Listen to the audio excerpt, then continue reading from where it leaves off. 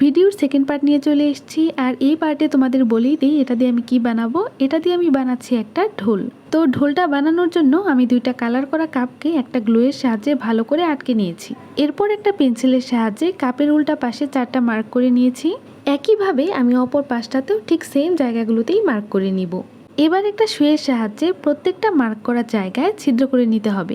আর হ্যাঁ, এই ডিআইওয়াইটার রেফারেন্স আমি নিয়েছি সীমাসুস আর্টওয়ার্ক পেজ থেকে। তো ছিদ্র করা হয়ে গেলে এবার আমি সুতাটা লাগিয়ে নিব। এই প্রসেসটা অবশ্যই তোমরা একটু ভালো করে খেয়াল করবা। সুতাটাকে প্রথমেই আমি এভাবে একটু সোজা করে ধরবো, তারপর এটাকে বাঁকা করে পাশের যে ছিদ্রটা আছে সেখানে নিয়ে যাব। এবার এই ছিদ্রটাতে সুই দিয়ে সুতাটা গেঁথে নিব। ঠিক একইভাবে আবারও এটাকে আমি সোজা করে ধরবো, তারপর এটাকে একটু বাঁকা করে পাশের ছিদ্রটাতে নিয়ে যাব। এভাবে যখন একটা রাউন্ড শেষ হয়ে যাবে তখন দেখবে আরো কিছু ছিদ্র বাকি আছে, ওই ছিদ্রগুলোতেও ঠিক সেম ভাবেই সুতা গেঁথে নিতে হবে। আমার মতো হয়তো তোমাদের কাছেও প্রসেসটা অনেক কঠিন মনে হচ্ছে, বাট মাথাটা একটু খাটিয়ে ভিডিওটা ভালো করে লক্ষ্য করলেই বুঝতে পারবা প্রসেসটা কিন্তু অনেক ইজি।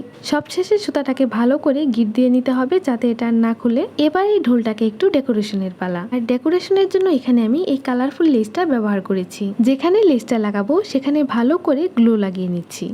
এবার আমি লেসটা বসিয়ে দিব, আর ঠিক একইভাবে ঢোলের অপর পাশেও আরেকটা লেস লাগিয়ে নিতে হবে। সবশেষে ঢোলের দুই পাশে যে কালো রঙের সার্কেল থাকে সেটাও আমি একটা কালো রং দিয়ে এঁকে নিব। আর এই তো আমার ঢোলের ফাইনাল লুক। তোমাদের কাছে কেমন লেগেছে অবশ্যই কমেন্ট করে জানিও। টাটা।